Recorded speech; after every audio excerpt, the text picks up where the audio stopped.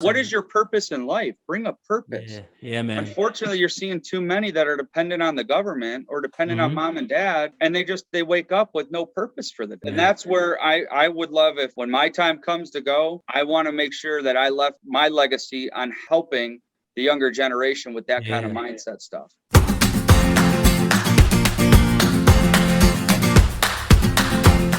Tell me a little about yourself, man. Yeah, so my name's Steve Walbolt. I own a couple companies. Majority of my companies are in the trades. So MDG Flooring America is probably what I'm most known for. Okay. I have a company called Kiba Studios. That's a kitchen and bath remodeling company. Okay. I have a single family portfolio and do some e-com stuff, just the drop shipping stuff. So yeah. Man, you're busy, bro. It's all about building teams. I was just gonna say, are these three companies, and then is your e-commerce like handled by another account manager kind, or is it in-house for it? Okay. No, heck no. So are the three companies, you have your flooring, you have your kitchen and cabinet, right? You said? Yep. And then you have your single family homes or residential portfolio that you have.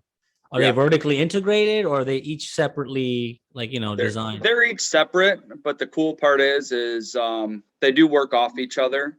So like, even though for example, our flooring company and our kitchen and bath, our customer is not an investor base. It's more higher quality custom finishes. But for our single family houses, we'll still supply cabinets. Exactly, man. So now, have you always ran your own businesses? Were you in a W-2 type of work environment, and then you transitioned over? Tell us a little bit about that. Yeah. So right out of high school, I wasn't smart enough to go to college. I hated school, to be honest with you. So I had no clue what I was going to do with my life out of high school. Right. So I went and started working part-time for a company called O'Reilly Auto Parts. And they were growing at the time. So, at that time, I needed a job. I needed to pay bills. Started there and then just kept working up the ladder. I started part-time, got full-time a couple months later. By the time I was 20, call it 21 years old, I was running my own store. And then wait. Pause, bro. 21? 21, my man, 21. For all you lazy mother humpers out there that say that you can't do nothing or there's no opportunities, I don't want to hear it. My man was running the store at 21. I don't want to hear no excuses, man. I was not even prepared for that. The difference is I out hustled everybody else. I might not have knew everything about leadership, managing a store, managing people, but the few things I did, I cared, and I cared about my team. Yep. And, I had guys 2 times, 3 times older than me working for me, but they respected me. I earned their respect simply because I didn't go in trying to puff my chest out. I didn't go in trying to, it's going to be my way or the highway. Right. And I earned a lot of respect from that. Wow. So, and I went to them for advice. They respected that. So, then so 21, at 25 years old, I became a district manager for them. And in 2016, I won district manager of the year. So I was overseeing 16, 17 stores at the time. Wow, man. That's impressive. Dude, that award wasn't mine. It was my team's. 100%. I still think most people have some leadership abilities in them. Either you got a little bit or you don't. Yes, I agree. It can be taught, but you got to want it. You got to truly care about people's success. And if you only care about yourself, it's not going to work out. It's going to limit yourself as far as you could go. Yeah. So, when that award, before just putting it on my back, no, I made sure my team was, applauded for that as well, not just me. That's amazing, man. That is phenomenal. I'm sure going through that journey, I mean, that's a young man right there, 21 and then 25. Like, man, 25, I was just getting out of college, learning how to wipe my ass again. The real world was handing me shit, and all I had was toilet paper, right? And I had to do something. And here you are at 25, running 16 stores, got guys twice your age underneath of you. Yep. All the while you're not focused on job positioning, you're focused on building a culture. And without me even realizing it, that's exactly what I was doing. Without even realizing it, that's what we were doing all day. Wow. So now how did 2016 does it get higher for you at O'Reilly? Did you climb even? So now what happens from 2016? When did you start after I win that award, I'm like, it's something I always fought for, wanted it ever since I started, because it was a big deal in our company and to me personally. Yeah. I always thought, like, there's got to be more out there. And all of a sudden now, like, I started with that company when the O'Reilly family was still involved to a certain extent. Well, as they were getting older, they're starting to retire. And now, it's a publicly traded company. Well, it starts becoming that people are just a number. And I didn't like that environment. And even though I'm running 16, 17 stores at the time, I couldn't really even make a decision that was best fit for my business, my person, my team members.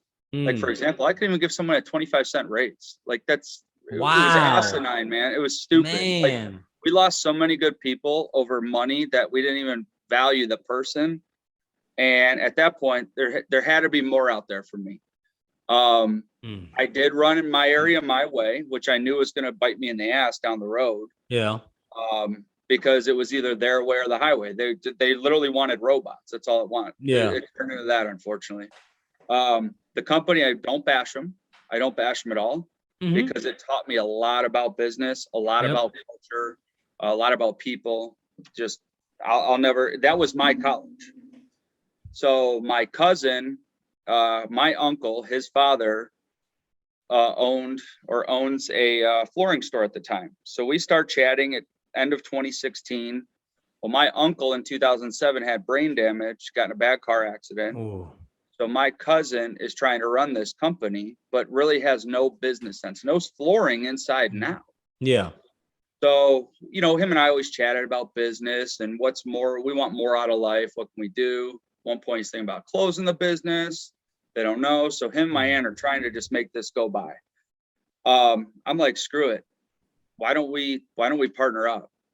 Maybe I can come bring some value on the sales side. I don't know flooring, but I can set up some processes, procedures. We can really turn this boat around. Oh, dude, that was, you want to talk about eye-opening. I left a high-paying W-2 job with stock options, car allowance, everything. I have people telling me I'm making a mistake, that I'm basically stupid for making this decision. You're going to fail. Why would you do this? All this negativity in my just all around me. Steven, what I want to highlight something there. And I already know the answer, but I want to ask you anyway. Those people that were highlighting those points, bad decision, why are you doing this? Were they the closest ones to you? So, yeah, actually, yes. Most of them were. And the reason why I point that out is it's not that those people that are around us or the closest that they don't love us. It's actually, in fact, that they love us so much, they've seen us succeed so much, they can't fathom the thought that there's even more after this. And so they want us to remain in that comfortable spot. So it's not to throw away or bash those people around us, but it's rather just a eye-opening or an eyesight that, hey, the people that love you the most are not going to always agree with you, but that doesn't mean that the plan and the vision that you have is not going to prosper. I just wanted to highlight that because so many people struggle. It was mentally challenging. That time of my life was mentally challenging because literally the two people besides my cousin that believed in this were my parents. They were the only ones that didn't give me a hard time, but we didn't grow up with money. They taught me work ethic, and they're like, hey, I think this is a big risk. It's a big decision. Are you sure you're prepared for this? Because we can't help you. But they had my back. But like people at the time, I cut some of those people out of my life. I had to. And I know that that's all they knew, but some just kept poking and pushing. It's like, I can't listen to this. I already got enough. basically bought a failing company. Yeah. So I already got troubles keeping me up at night because I didn't even know how to, look at a P&L, a balance sheet to see how much this company is losing. We buy this thing, it's losing like 10 to 20 grand a month. Oh man, you want to talk about anxiety? Oh my God, bro. I'm surprised you still got your hair, man. It's receding, but yeah. But you know what? If I knew how to read that, if someone taught me that, I wouldn't have bought the company. And if I didn't buy that company, I'd still be in that W-2 position, I guarantee it. So I'm a firm believer everything happens for a reason. Now, I'm not saying go out and buy a company that's failing unless you truly know how to fix it.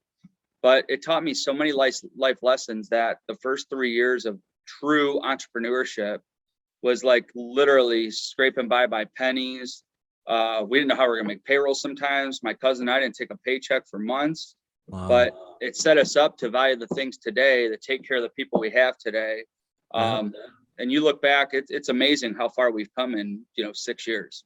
Wow, man, that's phenomenal. So you went through this period, right? Like you took this leap of faith. You started feeling in your heart like, man, there's more out there, right? So okay, there's usually when people feel like that there's more out there, there comes this point where they have to make some decisions. Yep. And when they get to that point where they have to make those decisions, something usually happens, whether they gain knowledge, they get around a certain person that kind of really bursts or breaks open that door they can walk through and go to the other side. When you were going through that process, what was it, if you can recall, that helped you say, you know what, there is more after this, and there's more to this than life. I'm going to go through. What was it that made you say, I'm going to go through, to say that I'm going to put it on the line? Well, I think when I first made that decision, it was more, now I have more control how to take care of people, how to hire people, how to give raises. Basically, in my mind back then, I was buying a job, not a company, right? So I was looking basically just to replace my W-2 income. I didn't care about money at that point. I didn't even think about, I'm going to be a millionaire down the road. I was thinking like it was a lifestyle play for me to do this. But as I made this transition, I'm getting around higher level people. And one thing about me is I'm not afraid to walk up to somebody and start talking to them because I really like to know their story. And that's how I learn. And not being afraid of that has opened the doors in many, many ways, to put it like new mentors, get me in mastermind groups, stuff like that. So everything evolves, there's times for everything. But then like, I would say year 2, or actually end of year 1 is when I really started my real estate portfolio. Okay. And the reason I started that, because I didn't know if the flooring company was going to make it. Swear to God, I didn't know if it was going to make it. You in the midst of a potential business failure, your thought was, let me go open another one. Yeah. You're an entrepreneur to the heart, man. Yeah. So I'm like, shit, I better start building some passive income to have something coming in. Yeah. And that, I get shiny object syndrome. I went all in, and then I'm going to multifamily masterminds. Now I got to buy an apartment complex. So I'm just raising money left and right. We're building this. I'm getting distracted from the flooring company because I didn't see the vision there. Yeah. Because at that time, my cousin and I weren't seeing eye to eye. Early in our partnership, we weren't seeing eye to eye. Now today, I will never go in a partnership without him. Wow. Everything we've been through and everything we have today is because we are total opposite people. And it just took us a little while to get to the point, because I'm sitting here blaming him for how bad the company is, but in return, that's why I'm there. I was there because of that. Yeah. And he didn't know how bad it was, So I'm blaming the wrong guy. Yep. He got put in that position that he didn't want to be in. Right. So you look back at that, we laugh about it today, but it's amazing, just the journey and the blood, the sweat, the tears, and going home literally like not sleeping, the anxiety. I wouldn't change it for the world. And I want to be able to help people like to where they don't have to go through. It's not easy, I'll tell you that, but it's not this hard either. Yeah, man. So you merged with your cousin into the flooring business. through the midst of it, you said what, a year or 2 years later that you Yeah, started, about a year and a half into it. Yeah. then you Year and a started half. getting into the real estate side. Yep. Yep. Now, how many units in that, or what did you uncover and accomplish in that Sure. span of the residential portion? Sure. So a lot of things that I learned was I started partnering with a bunch of people. Mhm. Like it's always like, oh, you bring money and I'll find the deal and we'll do the thing. I'm trying to wholesale, buying flips, doing rentals. And that's how I met who my fiance is today, by buying houses from her, actually. Okay. Yeah. So Nice. again, I think everything happens for a reason. Yeah. But I had a bad partnership when it comes to that. So I think the top, I had about 100 units between my retail space, my small apartments, and then my single families. But the thing was, we weren't making any money, and it was just taking a ton of time. You know, basically, you're still exchanging time for money. Yeah. And me and that partner did not see eye to eye at all. So we finally had a hard talk and like, let's sell off the stuff that doesn't make sense, and we'll divide the rest. So today I sit at about 50 doors. Okay. With some good partners, including my cousin in the flooring. Yeah. And it's down to a science. Literally, I underwrite the deal. He handles the construction because that's what he's good at. Wow. And we buy a couple, like the last 2 weeks, we bought 2 more houses. How are you acquiring those? Are you in-house marketing, relationships with brokers, wholesalers? What does it look like for you? Literally, it's relationships. I hated wholesaling, so I shut that down. I'm a great buyer for a wholesaler. I buy in west side of Cleveland. Me too. Buy in west side of Cleveland, Ohio. I am a great buyer. So all we need is one walkthrough. My team needs one walkthrough that we can close within 2 weeks. Wow. But it's built that. So yeah, we self-fund everything now. So we're not trying to do like 100 deals at once. Yeah. Our max is a couple deals at a time, but that equates to maybe 20 doors a year at this point. Right. And that's the thing that people don't realize. They just look at the number that they want to get to, but it takes energy of effort, right? So if you just can take one step in front of the other, by the end of the year, like you said, that momentum has turned into 20 properties. But if in January, all you're trying to do is hit the 20, well, first get the 1, then get the 2, then 3, like by the end of the year. Going from 1 to 100. I don't, and you know, we're in masterminds, you know, guys that own thousands of doors. Yeah. And when I hear some of these new people in the group talking about, you should sell your single families and buy apartments. And my question, well, why? Well, because wasn't it better to manage one roof than 50? Well, what does that even mean? That's a buzzword, but what does that mean? If you've got the system down, then you've got the system down. Like you just work the system. Everybody's system isn't equal, right? Well, I also have some parts that'll be. Do you truly know what your vision of your life wants to look like? What do you want your life to look like? Exactly. And whatever's going to help you get to that point, that's in the end what matters, right? Everybody that gets into this space wants cash flow, right? Like nobody's in it to wholesale and wholesale apartment buildings. Like that's what you do majority of times with the smaller, like people do wholesale deals, don't get me wrong, but the ultimate goal is one word: time. How can I have more of it to do the things that I want to do in my life with it? And that's what everybody's trying to chase after and go after. You know, you can own 10,000 doors, but if you don't know how to manage your time owning those 10,000 doors, then what good is it anyway?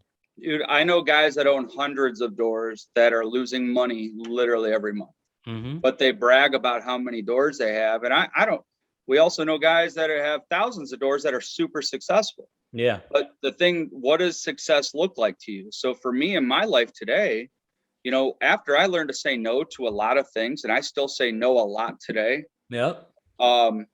It's changed the entire trajectory of my vision, mine and my fiance's life, what we want our lifestyle to look like, to where now I used to want a bunch of stores for my retail flooring company. I don't want that anymore. Yeah. We like being our local store, then we can build a multi-million-dollar company off of, but then we take our same client base. Now we built our kitchen and bath company, right? Yeah. Same type of clientele. So now we're also going to be looking at either end of this year, or early next year, another company, building another company that works off the same customer base. So you realized the clientele that you are producing out of your flooring business could equally and easily convert over and cross over to the other side of needing kitchens. Correct. Wow. And the cool part is we already have the back end teams built. So I already have our accounting team. We got our marketing team. We got our operations team. So as these other companies grow off, the flooring company's given us this opportunity to continue to build other SBUs is what I call them. But we, like, for example, our kitchen and bath company, we partnered with a guy that's local. Okay. That knows kitchen and bath, but he didn't really understand business. So again, same concept of how I worked with my partner with my cousin. Yeah. My cousin and I went in the same concept of partnering with him. So now we each own a third of that company. But the cool part is he's helping us, and we already got this, for the most part, the process, procedures down pat, the accounting system. We got installers because our installers on the flooring side can work, our subs can work in both companies. So you just continue to build. So yeah, you still got to build a little bit of a team over here, but not as much as a true startup. And the advantage is we already got a marketing team that already knows how to market to these customers, these type of customers. So the kitchen and bath company, was that already this third individual's company, and then you and your cousin came and partnered, or you guys opened it and then you brought him in? We opened it and then we brought him in.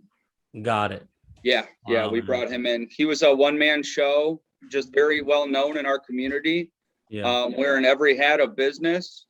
It's like, dude, if I can get your time back and help build a real company, why don't we sit down and talk? I've known him for a long time, and it took a while to work the kinks out, but we got there. A lot of people say, like, businesses usually fail within the first 1 to 5 years, right? Yep. So, train of thought is, why not go find businesses that are struggling and just help them be profitable, right? So if they're bringing in $50,000 a year and you get there and can rejuvenate or reignite the business and bring in 50, you say, hey, look, anything above 50, I get 50% of that. Now, if you go do that 5 times or 4 times in a year, you just got $100,000 salary without you having to continue doing anything now, because you've leveraged your skill set, whether it's marketing, sales, right? Generating business. Now you put cash flow into your pocket, all the while helping a business flourish, and you have equity in it now. That's a great way how you utilize what you were trying to accomplish, but another person's skill set, where they just wanted some more time back, and the proficiency and the efficiency that you and your cousin have built was a business mind, man. That was fun. That was phenomenal. Well, and a guy like that, because my cousin and I went through this, he was literally exchanging. He had to go grind to sell a job to pay his rent, right? He had no retirement. He had no assets. Wow. He didn't really understand of what building a company looks like. And now we're still trying to figure this out, man. And people think like we're experts at this. Every day I'm trying to figure out how to better fine tune our processes. Yeah. So I'm always, and that's one of my roles. And bringing him in, like I was explaining to him, early on, it's like, dude, wouldn't you rather own 33% of this company than 100% of yours that does maybe 200 grand a year, but you're not really making 200 grand because you got material costs in there. You got this. Yeah. And if something goes down, like, what if you went down, your whole company's gone? Let's build a company to where it's not dependent on one person, and it's built by the brand. And now you're building a brand. You're building a local brand, not a company. So, and at the end of the day, I don't care what my title is, what my cousin's title is, what my buddy's title is. The difference is we just have a different role, and we have a different responsibility. And that's what I love about what we've built. So, we talked about this education piece, right? I mean, you've been through the rigor. Yeah. Now, one thing that we always all look at, and we talked about this a little bit, is time. Yep. You run 3 businesses, not 1, not 2, 3 businesses. how do you manage your time? How do you get more time? I'm not sure if you said you found your girlfriend when you were doing the real estate portion. Yeah. Now your wife, I'm not mistaken, right? Fiance, we get married Fiance. October 1st. Ah, congratulations. My birthday's Appreciate October it. 12th. If you move it 11 more days, I'll celebrate with you. So like you run 3 businesses. Obviously, your fiance is with you because, hey, it's not like you don't ever see her. Otherwise, you wouldn't have a relationship. Sure. So how do you manage your time? How do you manage these businesses and all the while, we all have 24 hours in a day. Absolutely. How do you use it, man? Like now this is the second E, enrich, right? Enrichment is all about, hey, how can we get our time back so we can do more of the things that we want out of life? Well, I think a lot of people, I used to get in my own way and get in everybody else's way because I thought I was more important than what I really am. And now my role in the company is to oversee. It's not to be in. We hired people for that, and they want to be empowered to be able to do their job. So now we're a big proponent of KPIs, key performance indicators. We use a platform called Monday.com. So do we. And a lot of it is basically measuring those and looking at those results for each person every morning, right? Wow. So you're really just diving into the details, to the data for 10, 15 minutes each morning, and maybe making a few phone calls here and there. But in our flooring company, every Monday, we have a management meeting with every department manager, including myself, my cousin. We go over expectation that entire week. Well, guess what? Those managers take it and run with it. So really, besides really the day-to-day stuff, they don't need me for anymore, so I can work on the innovative stuff. And that's why I think we attract good talent, is because I'm not over there micromanaging them, trying to tell them really, like, they're better than me. We hired them to do the role because they're the experts in that role. That's so important, Steve, because you put your ego and your pride aside. Sure. To say, hey, I want people better than me, because when they function and are empowered, like you say, the culture, they will take your business to a different height that personally what we could ever do, man. No, that was phenomenal, man. So you have great systems in place of KPIs, measurables, tracking. Yeah. That now empowers your employees to take action. Well, and the other thing it does, it gives clear expectation for the entire company. Right. I see a lot of companies fail because they get mad at this person, that person gets mad at their leader, but the clear expectations never been identified. One, I notice a lot of companies don't really know who their actual customer is. They just grind it out trying to make a sale, and they figure it out along the way. Yep. So it's taken a long time, identified who our true customer is. We measure our marketing for the leads. We measure our close rates. There's so many things we measure. I mean, we started out, for any new business owner looking at on here, never dealt with KPIs, just start with 3 or 5. Like, start with something to measure that actually is revenue generating tasks. Measure those, and then add as you build your habit, build your routine. I'm a very organized person. Okay. And I am a person that will make a decision very fast. Sometimes it bites me in the ass, but most of the time I'd rather be decisive than indecisive. Yep. And that's a lot of the value I bring. We have a lot of our management team and our team members, I call them good entrepreneurs. They don't want to own a company. They don't want to deal with the headaches of all what goes on in the background. That's my responsibility. Yeah. But they own their role. I allow them to own their role because they hold me accountable just like I hold them accountable. Yeah. It's a two-way street. It's not, I'm the owner, they're here. No, we're like this, and we just have different roles to do in the company. And when you create that culture, that environment, life changes. So we've taken that, mirrored it with our flooring or our kitchen and bath company. So we meet with them on Tuesdays. Now, obviously, that's newer. It's starting out. We only have 5 people in that, but it's creating the expectation from day one, and they're happier. And our team members, the longevity of the team members are staying a lot longer. They're happier. Nice, man. And always trying to find ways to give them more. I should rephrase that. Not to give them more, to help them earn more.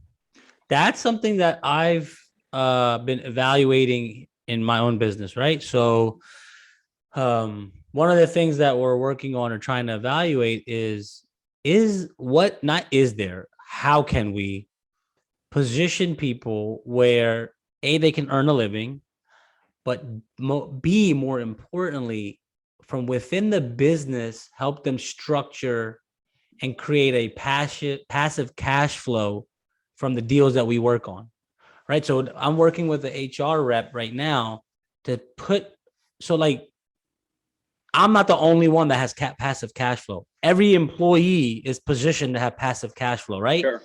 They don't have to go home and worry about, man, I wish I get a $200 raise this year so I can, get this little extra thing. No, like when they're gearing towards what they would call their retirement, man, they're looking at it like, wow, I've worked here for 20 years and I'm invested in 60 properties that's going to cash flow me $15,000 a month. I am comfortable. Yeah. And so we're trying to structure things like that where, and then they get incentivized to work more efficiently and better because they now have skin in the game as well. Like, wait, if I perform better, then this asset is going to perform for me more. So we're trying to I'm with you, man. You have to. It's not always just about commission too. It's about other things, retirement, life insurance, whole life insurance, stuff like that. No, I agree with you, man. Like in this, me growing up watching my parents, it was just, I don't come from nothing, like my don't get me wrong. My parents gave me everything in the world, but they bust their ass. Right. And they were never in opportunities or positions where they have the types of opportunities you and I have now to be able to think the way you and I think. Yeah. To think like, hey, how can we make our employees' lives even better? Yeah. How can we give them more? Right. Yep. Like you said, the older ideology of thinking is they're just a number, work them like a robot. When they hit retirement, give them their retirement pension or whatever it is and let them go, right? Bring the next wave in. And that's not the culture, at least I can understand from you. It's not the culture that we're trying to create, man. No, and you got to be a little bit flexible this day and age too. I mean, it's tough. People got kids, you got to be somewhat flexible. You can't let them take advantage of it, but you also got to be understanding. Mm-hmm. There's a human element to this that people sometimes don't realize. And I think that's something that we're always trying to work on too. If there is a change in somebody's life, can we move them to a different position rather than losing them as a whole that fits our model, our organizational chart, to where they're still happy and it fits their lifestyle. It might be a change of pay too, but it's better. They love the culture they work in. Can we keep them somehow? Yep. And go back to the parents thing. The cool part for me is I got to retire both my parents for the most part, even though they work for my company today. My dad got to retire and he gets bored. So he comes in part-time. My mom helps me in the accounting department. She's our accounting manager and HR supervisor. Nice. So she loves it. And she basically said, I'm going to give you 1 year and then I want to, semi-retire. They don't want to just sit at home. But the cool thing is, I was able to buy them a house. They live in a house I own. So simple things like that we didn't grow up with money, but now I've been able to do stuff for them without them thinking it's just handed to them. Yeah. And I'm telling you right now, I think that's the best feeling in the world is when you can not only just help your family, but help your work family out too. Yeah. It's so important, man. Like it transcends the amount of money one could make or the accolades that could be obtained, man. But when you can service and give back and make a bigger impact in somebody else's life, so much more meaningful. And, a lot of people talk about legacy, right? I want to leave a legacy. When people think like that, majority of the times people are thinking about money. I want to leave money for my children. That's all they think about. I have a more important thought to this. at least I feel like it. So I have this, right? My cell phone. And I don't know about your cell phone. My cell phone has a context book, right? All my contacts are in here.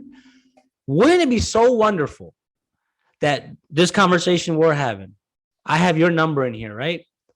when I go on to glory and God calls me home and I leave a will, and in that package, that manila envelope, I have this phone in there, and I put in my will, guys, forget the money that's ever going to be left.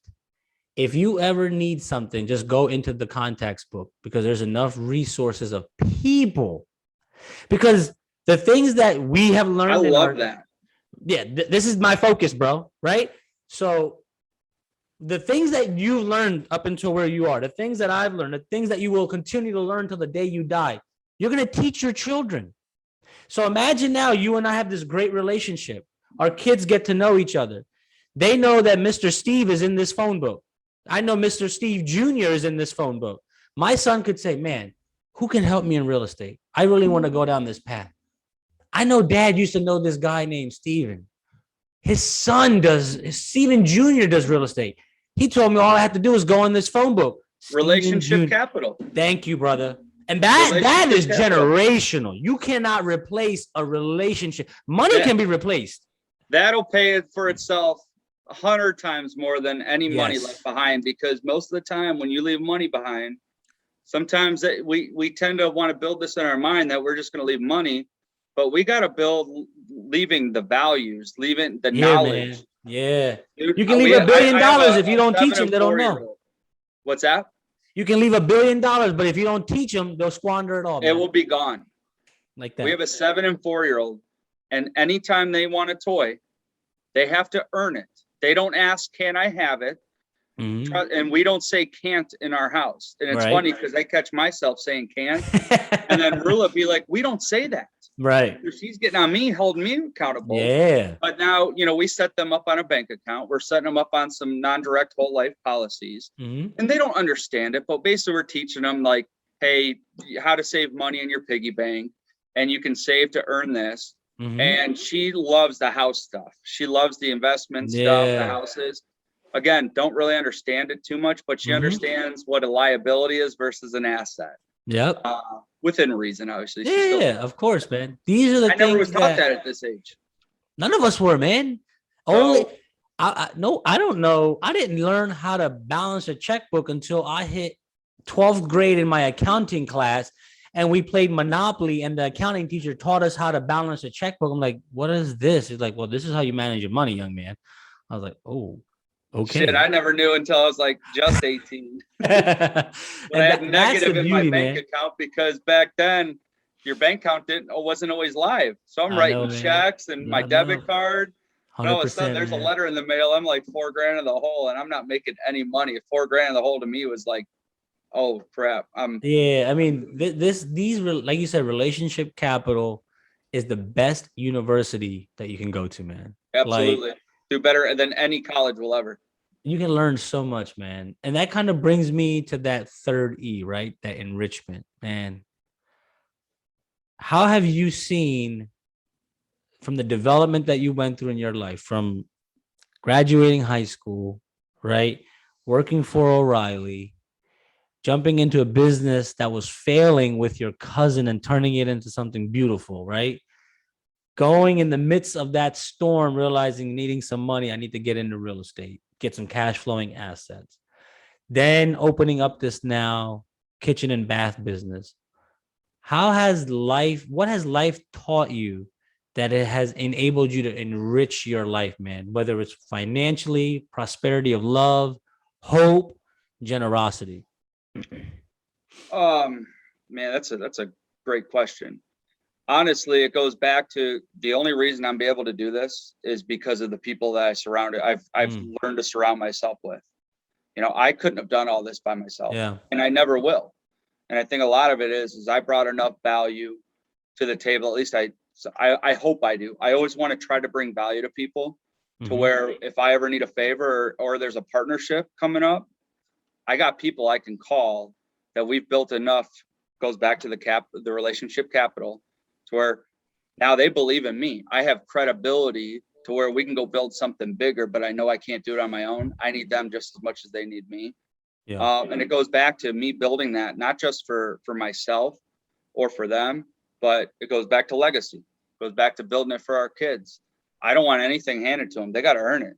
Yeah. But at the end of the day, and also my partner's got kids. I want them to be surrounded in those circles together to where those kids now are friends, but they're in the right circle of friends that we're all teaching the same values, knowledge, things like that. Right, and man. You're creating a whole new generation of future leaders to keep bringing value in our community. Right. So, and I think now more than ever, especially in the younger generation in these schools, they need that now more than ever. Yeah. I not to get too political, but I love what Governor DeSantis in Florida just passed, man. Wow. With the He financial put literacy. Yes, man. Amazing. I mean, look, whatever argumentative things that may happen on the political scene, that is one thing I can 100% support, man. Like these kids, these children are going to learn such a valuable asset that we are learning in our adulthood, right? Well, and these kids have everything at their fingertips with their phone. Yes. But they don't use it for the right reasons. Yep. You know, you watch kids just scroll, but they're consumers. We need more creators. And if you are going to consume something, it can't be these dumb videos or what's the that? Consume to produce. Consume to learn, and then to produce. Yeah, I agree with you 100%. What is your purpose in life? Bring a purpose. Yeah, man. Unfortunately, you're seeing too many that are dependent on the government or dependent on mom and dad, and they wake up with no purpose for the day. Yeah, no, I hear you, man. And that's where I would love if, when my time comes to go, I want to make sure that I left, my legacy on helping the younger generation with that kind of mindset stuff. I agree 100%, man. What is it that in this near future, maybe you're 3-6 months by December-ish, what is it that you're trying to accomplish? And the reason why I ask is, there are people who are going to watch this and they're going to see your success. They're going to see what the trials and tribulations you went to get to where you are. And they're going to ask themselves, man, how do I get there? Right. And in life, we usually have two things that we can leverage. We can leverage three things, time, money, or knowledge, right? Sometimes somebody has all three, but people starting out generally have time, but they don't have the knowledge of the finances. Sure. And I'm asking you this question of what you're trying to achieve is that people watch this and say, hey, maybe I can reach out to Steven and help him. I don't have the money. I don't have the resources, but I do have time that I can help. So what is it something that you are trying to achieve from now till the end of the year? So for me personally, it's probably not the fanciest answer you might get. Okay. But I am always looking how to buy back more time for myself and my family. One, I have committed this year to say no to any shiny object that does not fit my three companies today. Right. And really, I've committed. I've been a big Audible person, listen to books. Yeah. So for the last year, I've been reading a lot, like actual paper. And that's not easy for me. So that's one of those struggles that I got to force myself to do. So I literally this year, I want to fine tune each company as usual, even more. How do we make more bottom net profit? How do we capitalize on more customers, help bring more value to our customer base? How do we bring more value to our team members and really not get distracted with anything else at the moment? All right. So guys, gals, you see, Steven has broken down things that he's trying to do. The important pieces, he's trying to buy back his time. Yep. So those that are listening and watching, if there's things that you can offer and help Steven with him buying back his time because you have so much time on your hands, do not hesitate to reach out. And that leads me to, how the hell can they get a hold of you? What's your TikTok handle, Instagram, Facebook, whatever you want, man? What is it? How can they get in touch with you? I I could tell one thing I do need help with. I need help with my social media because I'm big on Facebook and LinkedIn. Okay. Steven Walbolt on Facebook and on LinkedIn, or they can email me too. I prefer DM me on Facebook. That's probably the one I check the most. But if somebody wants to email me, it's swalbolt, WALBOLT at mdgflooring.com. Okay. Or send me a message on Facebook. But if anybody's got some ideas to throw out, how to build a TikTok following, how to build Instagram. I'll take that advice all day. I'll connect you to some people that I have. So right now I have another friend. We're beta testing a social media mastermind. So we're deploying our funds and our resources to fine tuning and fine proofing strategic strategies. Sure. And then what we're going to do is we're going to just give it away and let people beta test it.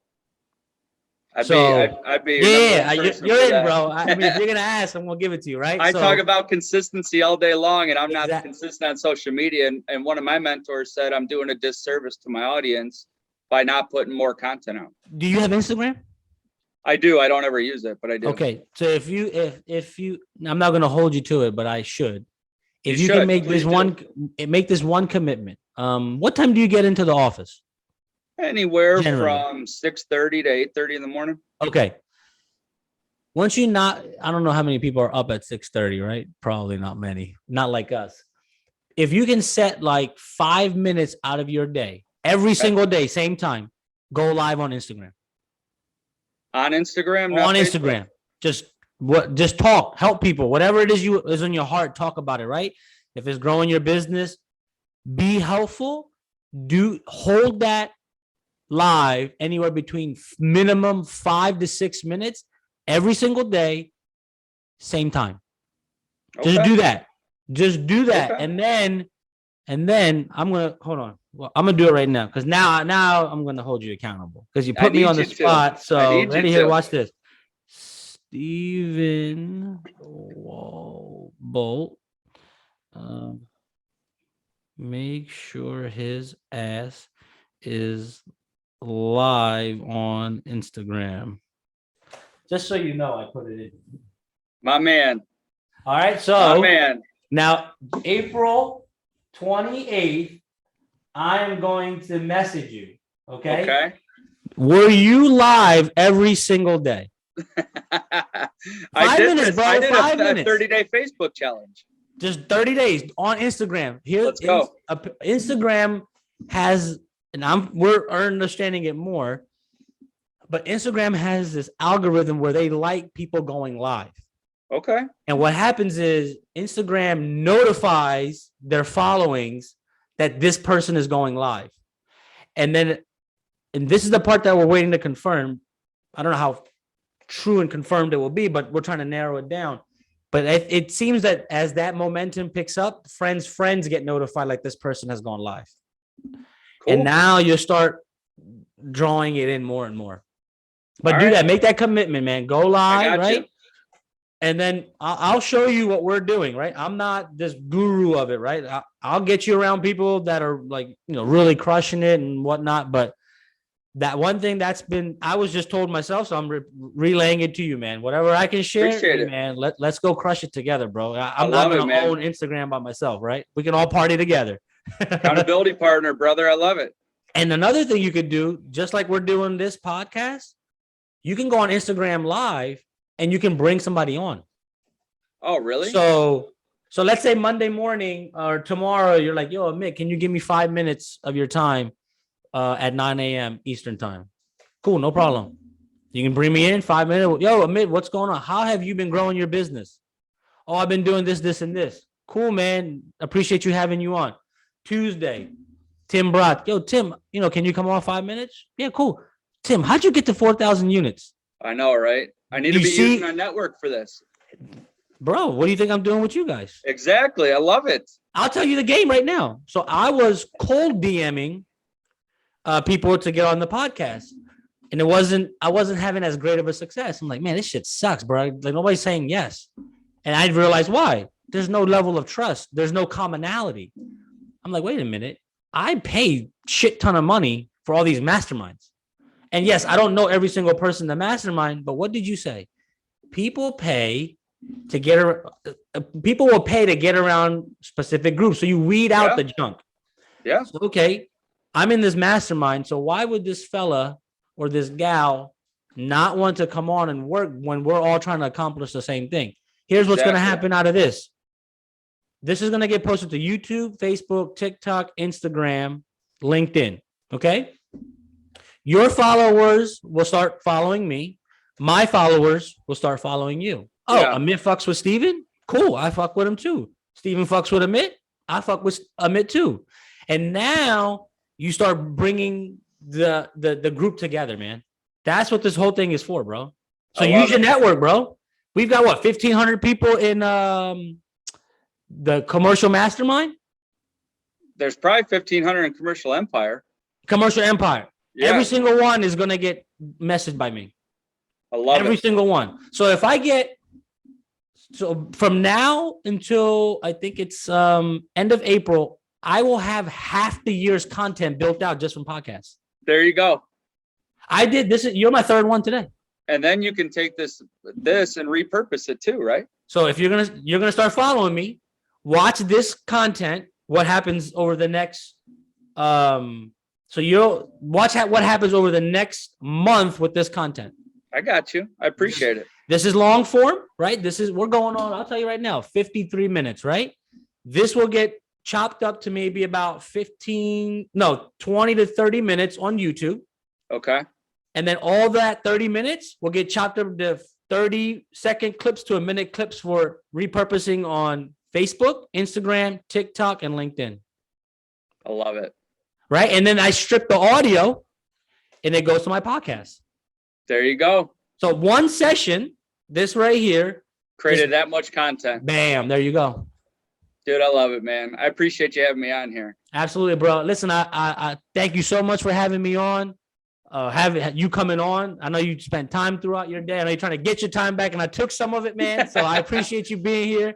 But are you by any chance going to the Denver one? I am. I'll see you there because I'll be there. I love it. We're gonna have a good time, bro, because there's so many people that I have brought on that like I didn't get a chance to meet while I was there because there's so much going on. Exactly. For sure, man. Listen, if you have any questions with your social media stuff, if I don't know the answer, I will point you in the right direction. There's another thing I'm working on too. I'm just testing it, and I will share it with you when we see each other in Denver, because I will have almost 60 days worth of analysis on it. Okay. So just make sure you ask me, like, I mean, what was that thing you were working on? Hey, shoot me your cell number in Messenger if you don't mind. Yeah, I'm gonna shoot it to you right now. All right, cool. Thanks, brother. I appreciate it, man. You're a blessed day. I appreciate you. Yes, sir. Take care. Thanks, man.